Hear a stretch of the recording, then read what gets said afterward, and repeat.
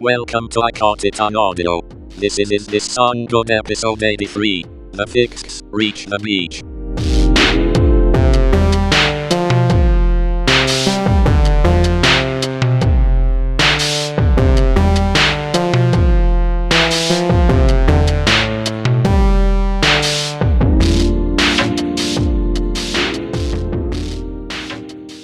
Welcome to I Caught It on Audio. Today we are continuing our Is This Song Good series, and the theme is One Hit Wonders, but not the hit. Today we're doing a song that Zach picked, so why don't you tell us about that song, Zach? All right, story time. I was over at a friend's house here in Arizona, and it was a little pool party going on. And he decided to put on a vinyl record because he had that rigged to work through his audio system out back. And he put the Fixx's 1983 album called Reach the Beach on. And it started off with the one hit, the One Thing Leads to Another.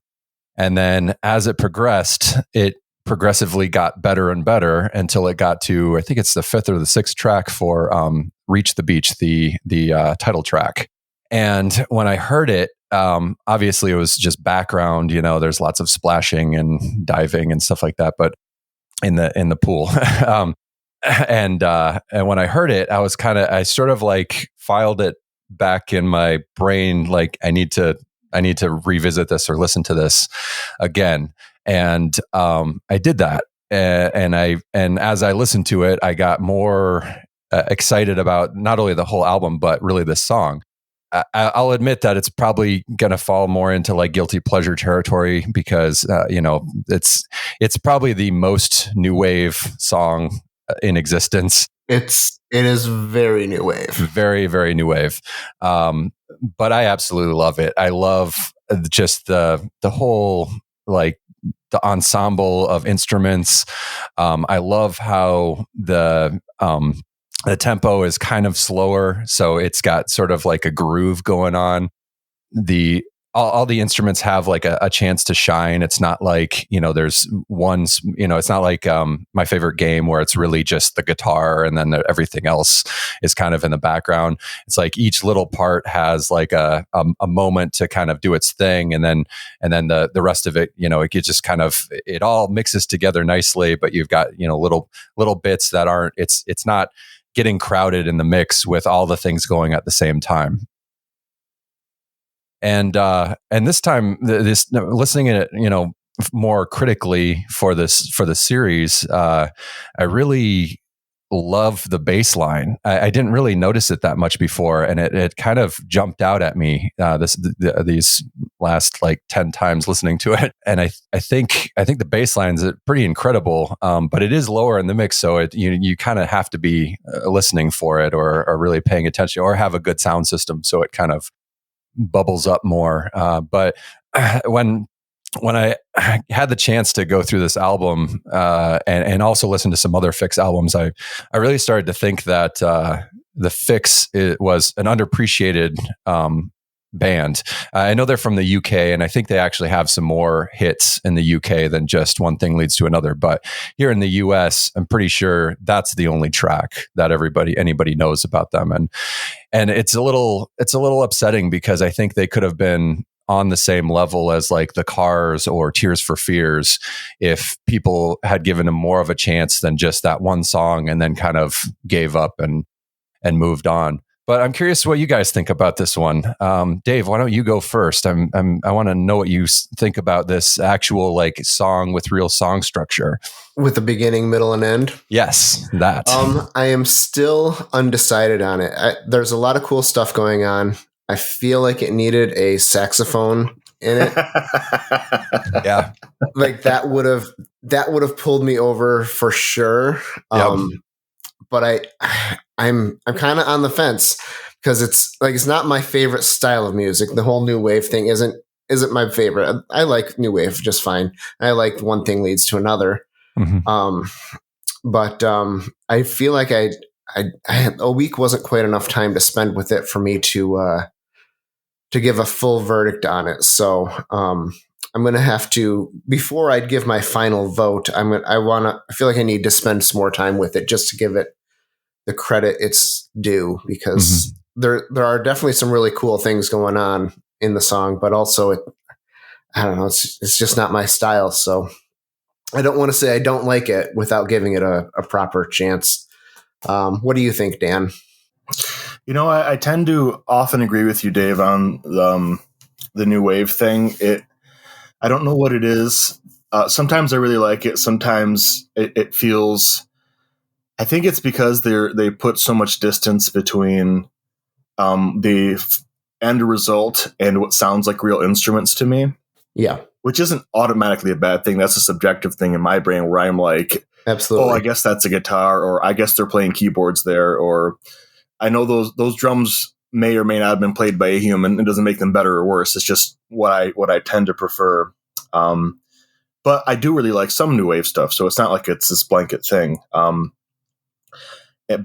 it's this one is interesting because I've never particularly liked the One Thing Leads to Another, which is the only Fixx song that I knew. See, I really like that one. I think it's fine. It was one of those like, oh yeah, it's that one or it's that other one. All those early new wave hits that are really sort of poppy. Mm-hmm. I didn't hate it. It never stood out. I was like, whatever, didn't do anything special for me. And all the things that didn't really work for me are present on Reach the Beach.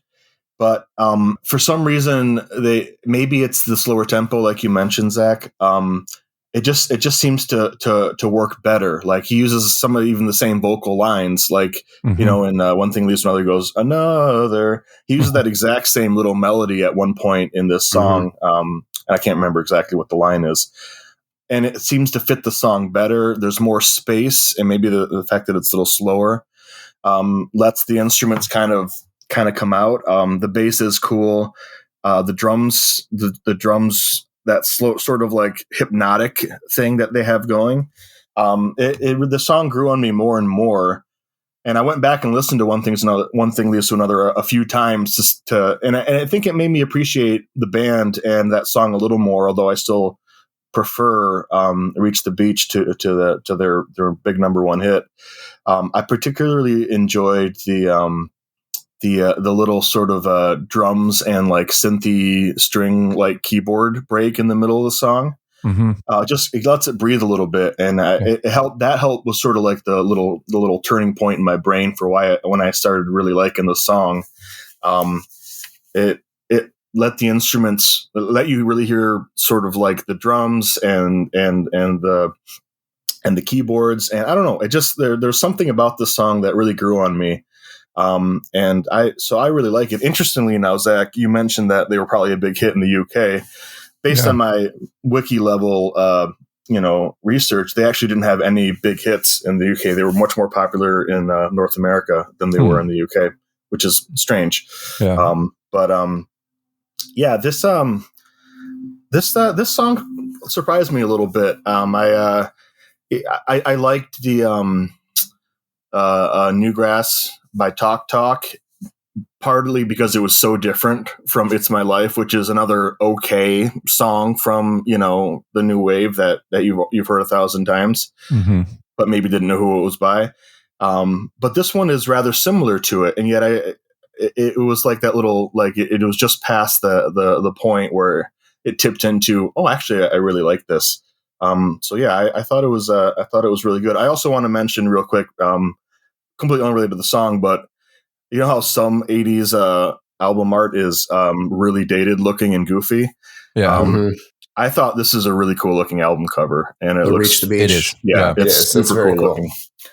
So it's a great use of colors and the sort of like white border. And you don't really know exactly what it's implying. It looks like somebody kind of like trying to reach for something, but Well, he's getting out of the water onto the beach. Yeah. I mean, yeah. It's really hard to know exactly, however. Yeah. I did want to point out the lyrics because the times previously I've listened to the song, I didn't really focus on them very much. And this time I did because I wanted to kind of like, see if there was something going on there. And I don't know. Like it's very ambiguous. I guess the best I could come up with is it's pretty much a love song. But I like that it doesn't really fully reveal itself. Like it's kind of ambiguous. It could be other themes or other things that he's talking about, but it does tend to sort of push towards the lovey-dovey type of area. Yeah, with a lot of doubt mixed in. Yeah. But yeah, I read the lyrics too, and I thought they were interesting. But yes, I think non-specific is sometimes really good. Sometimes the specificity really sort of rings out with you, but when it's non-specific, it can be whatever you want it to be. Yeah. All right. Well, do we want to? What do you guys think? Is this song good? I think definitely. Yeah, I say yes. All right, and I am, like I said, I'm going to give this one a little more time, largely because I liked their hit so much that I don't want to say no after only a week. All right, what do we have next week, Dan? So you guys had your themes. Zach, you went with new wave songs. Dave, you went with female singers from the 90s. So I'm going to return to sort of like outsider 90s alternative rock hits. We're going to do a song by Hum, best known for Stars. We're going to do a song that came out only 3 years ago. Oh. In their sort of return album after 20 plus years. It's called In the Den. All right. Yeah, look forward to that. All right, excellent.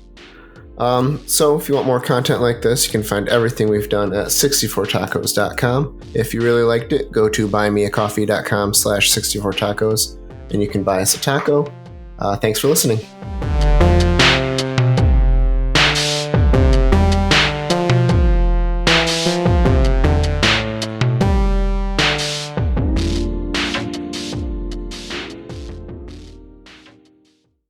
I caught it on audio.